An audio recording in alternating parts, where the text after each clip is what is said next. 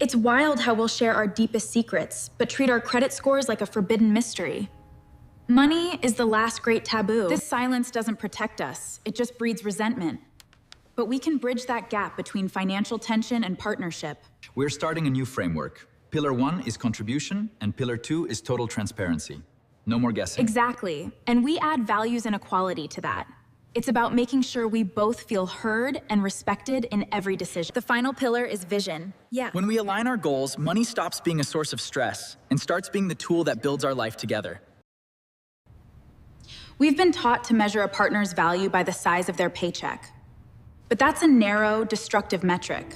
In many modern homes, women are the primary earners, yet old-school gender roles still linger in the shadows. It creates this weird cycle of guilt or secret spending. No. Even when you're the one bringing the money in. True partnership requires looking beyond the bank statement. We have to acknowledge the invisible labor. How do you quantify the peace of mind that comes with a well-run home? What's the salary for managing a family's logistics? Ross, I realized I was valuing my contribution based on my bonus. And ignoring everything I do to keep our heads above water. I know. And I felt like my work here was lesser because it didn't have a dollar sign attached. We both had it wrong. Yeah, we did. Contribution isn't just about what hits the bank account. It's about the total effort we pour into this shared life. We're redefining the score. We're measuring energy, time, and care, not just the bottom line. Because when the effort is shared, the success belongs to both of us. That's a real partnership. Financial infidelity, like hidden accounts or secret debts, it usually isn't about malice. But without total honesty regarding our assets, liabilities, and habits, the trust we've built just can't survive the weight. Transparency isn't about asking for permission, Rachel. It's about making sure we're both standing on a stable foundation. You're right. I realized that keeping things quiet was just creating a wall. We need to know exactly where we stand to move forward. When the numbers are out in the open, the shame we've attached to money starts to evaporate. It's just data now, not a secret. It's about providing the information we both need. It's not control, it's clarity. And clarity is what gives us peace. Total honesty doesn't just fix the budget, it secures the partnership. Now, we're finally playing on the same team. Cheers to that. Most people think financial stress is about math. But our behaviors are rarely about the numbers on a screen. They're actually about history. Your upbringing dictates whether you see money as a tool for security, status, or absolute freedom. It's like we're speaking two different languages, learned in two different homes. And those languages define our rules for life. Take college, for example. One of us might believe that a kid should work their way through to build character and grit. While the other believes providing a debt-free education is the ultimate duty of a parent.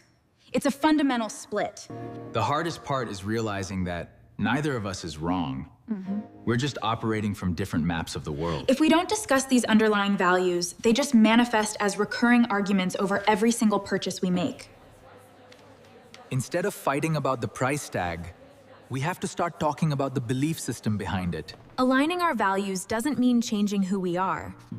It means understanding the history that drives our partner's choices. When you understand the why, the how becomes so much easier to manage. That's how you build a future that fits you both. In so many relationships, the higher earner or the more educated partner accidentally defaults into the role of the primary decision maker. It happens almost subconsciously, but it creates a dangerous power imbalance that can slowly erode the partnership. Ross, equality in this house has to mean that regardless of who brings in the most income, both our voices carry equal weight. You're right. I shouldn't be presenting a plan to you. We should be building it from scratch, side by side. Financial power is something that should be shared, never wielded based on a salary gap or a job title. When you remove the who earns what from the conversation, you're left with two partners making the best choice for their family. You can have your own personal goals while still maintaining a unified vision. Think of that vision as your North Star for everything you build. Maybe your individual goal is leaving a specific inheritance for your children. That's a deeply personal desire that deserves to be honored. But our shared vision is ensuring that both of us are cared for and completely secure when we finally hit retirement. That's our common ground. Exactly. When we start with that big picture, we can work backward to find the right tools, like trusts or separate accounts, to make both happen. The vision doesn't replace your goals, it protects them. When we align our future, the path to getting there finally becomes clear. If you like our content, please like, share, and subscribe. This gives us a lot of encouragement.